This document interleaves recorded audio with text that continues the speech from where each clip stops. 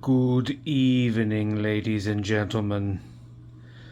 I'm bored this evening. I figured I would just figure out what's wrong with my Whisper 60 aquarium air pump. It's actually one that I got replacing another Whisper 60 aquarium air pump that went out pretty quickly.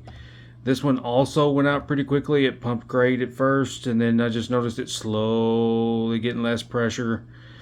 And I don't know. I really want to say that I'm very unhappy with this because the first one didn't last but just a few months. This one only lasted a few months. And I'm pretty sure I know what's wrong with it. I'm not sure of the cause though, whether it's just faulty equipment inside these air pumps, just cheap parts, or I have a 5-valve bulkhead hooked up to it to run several different smaller filters, and I don't know if it has back pressure to it. I don't have any way of finding that out, unfortunately. Well, there probably is a way, but I don't have it. And so I've already taken the liberty. I'm not going to open it up yet. I've already taken the liberty of just taking these screws out, which I had to actually go and buy. This was about the size screwdriver that I could fit in there. I had to actually go buy a very small screwdriver just to do this. And I'll let you hear this because I'm pretty sure I know what's wrong.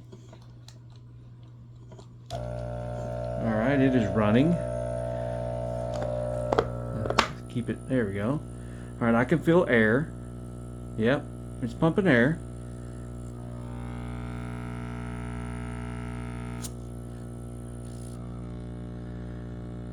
Oh wow, there's a difference. Hear that? Extreme vibration on that side. Hardly any on this side.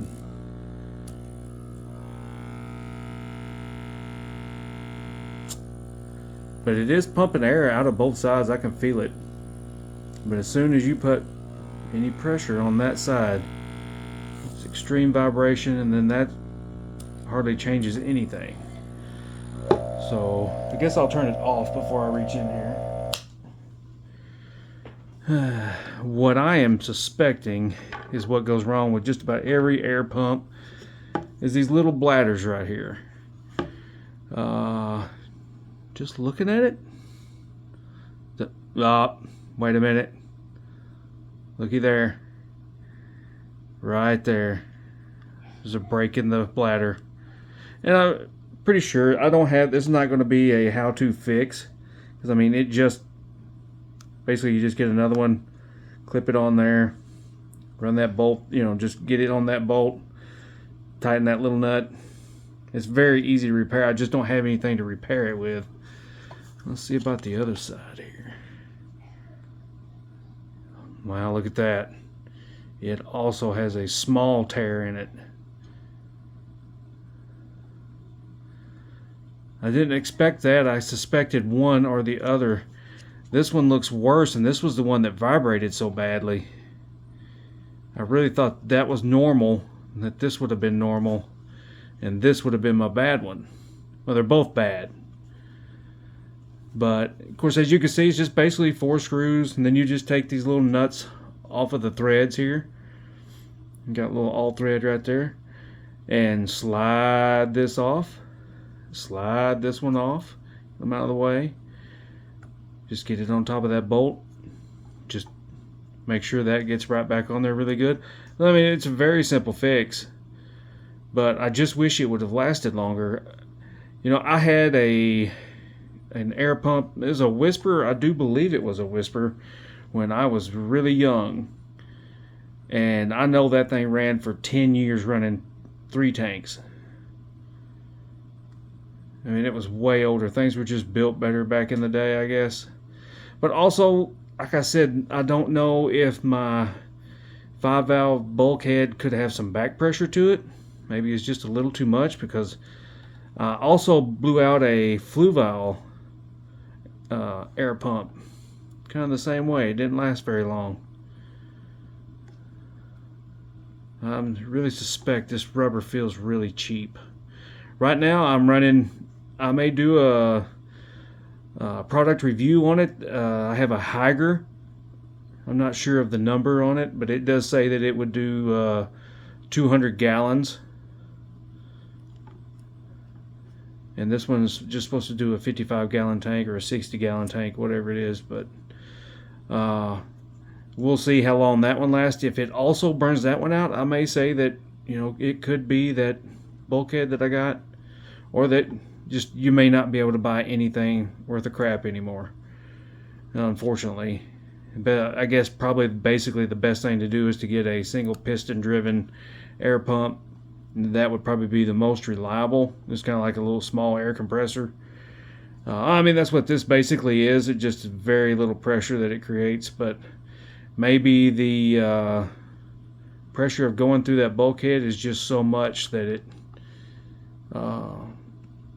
just creates too much pressure right there and tears these up. But I'm suspecting it's just cheap rubber, and it would probably be just, you know, a couple bucks, and you could repair it and it should be ready to go. I mean, these things really, there's no reason why they wouldn't last for a really long time, because you know, there's very few moving parts. It's just magnet driven. It's not a real big deal. You know, there's no shafts, no really anything. It just moves these back and forth. Hey, I could just run it like that, save energy, couldn't I? But I guess that's really about all I can show you today. You know, I'm really disappointed that both sides are blown out. That one probably doesn't really have an air leak yet. It's a very small tear right there towards the center. But I don't know. If I see that crack, it's probably losing pressure right there. So yeah, so Whisper, you know, I've gone through two that didn't even make it a year. And we'll see. And a Fluval that didn't either. But I've also had some kind of problems out of Fluval heaters. Giving me quite a shock when I put them in the water, and malfunctioning after they've been in the water a little bit. So I'm not real happy with them either.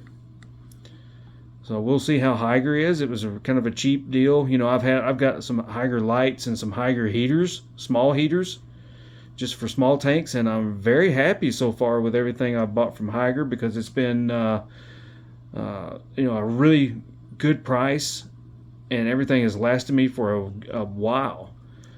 You know, you could tell it's just a little cheaper, but for the price that you pay, man, the money so far that I found with Hygger has been, I guess that's how you pronounce it, Hygger. But I'm really impressed with it so far. Now, I have heard that some of the bigger heaters have problems, and so you can knock them for that, from what I've seen on there. But I've had problems out of Eheim heaters and some Fluval heaters. And I bought some cheaper, smaller heaters that just work like a champ. And yeah, so I guess I'm just going to end this video here, because, you know, we basically know how to fix it. We know what's wrong.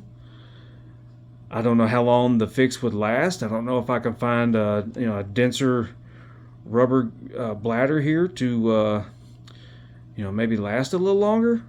I don't know if there's another company that makes an off-brand bladder for this, but may have to do a little research. But now, like, if you have any air pumps that are any air pump that's not pumping air, you hear it, you think, oh man, this thing's just tore up. It's just the bladder.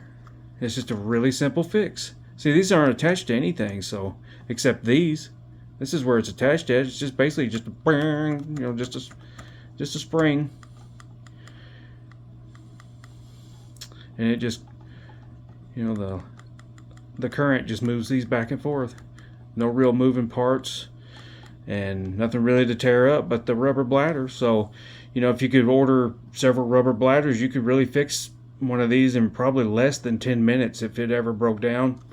Get right back up and going.